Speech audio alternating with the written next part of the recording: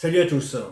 La France a-t-elle été dirigée, sans le savoir, par un agent du Mossad entre 2007 et 2012?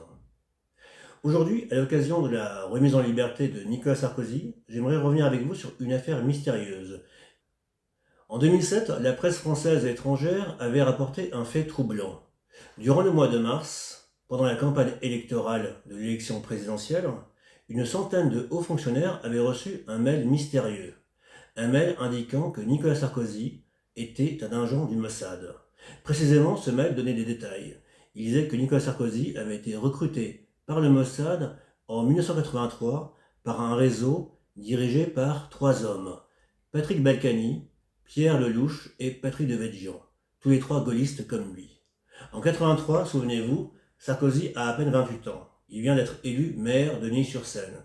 Et donc, le Mossad aurait choisi de recruter cet homme, le quatrième homme de ce réseau. Un réseau qui aurait été mis en place par le maître espion du Mossad, dénommé Raphaël Eitan.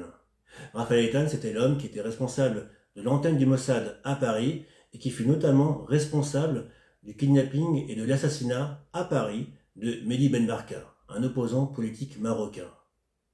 Et donc, d'après ce courriel anonyme, qui a fait l'objet d'une enquête menée par la police judiciaire, Sarkozy, Devedjian, Balkany et Pierre Lelouch étaient tous les quatre des agents dormants du Mossad, des agents censés orienter le parti gaulliste vers les intérêts d'Israël. Ce qui est troublant dans l'affaire, c'est que 4 ans après ce courriel anonyme, deux éléments ont permis de corroborer cette assertion, selon laquelle Nicolas Sarkozy travaillerait pour les intérêts du Mossad et d'Israël. Premier élément, en 2011, nous avons découvert que Claude Guéant, alors ministre de l'Intérieur, un intime de Nicolas Sarkozy, avait posé pour une photo en compagnie de Raphaël Eitan, justement, le fameux maître espion du Mossad qui aurait recruté Balkany, Devedjian, Lelouch et Sarkozy.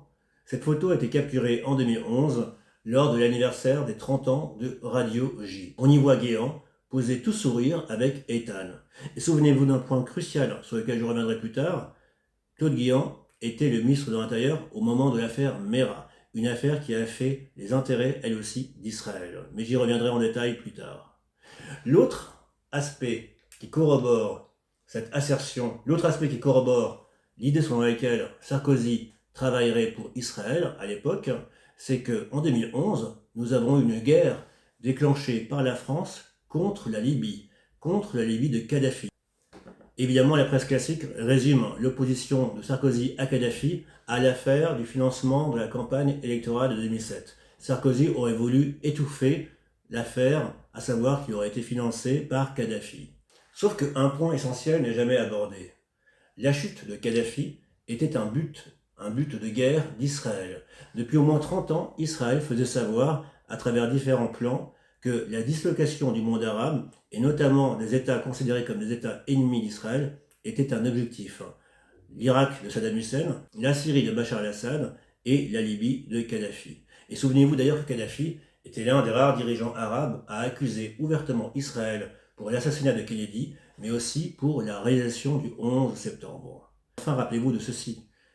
L'un des propagandistes de la guerre contre la Libye était Bernard-Henri Lévy, le Sayan par excellence, l'emblématique agent d'influence d'Israël en France. C'est lui qui, aux côtés de Sarkozy, avait mené tambour battant cette guerre au niveau des médias. En clair, faire tomber Kadhafi était un des buts réalisés d'Israël. Israël qui avait à l'époque, juste auparavant, utilisé les États-Unis pour faire tomber l'Irak de Saddam Hussein, Israël qui a réussi à utiliser donc la France pour faire tomber Kadhafi. Évidemment, ce genre de connexion n'est jamais rapporté par la presse mainstream, ni d'ailleurs par la presse soi-disant dissidente, qui préfère vous divertir avec l'entrejambe de Brigitte Macron. Pour ce genre d'affaires, pour ce genre de connexion, pour ce genre de tabou, comptez sur Panamza. À bientôt. Ciao.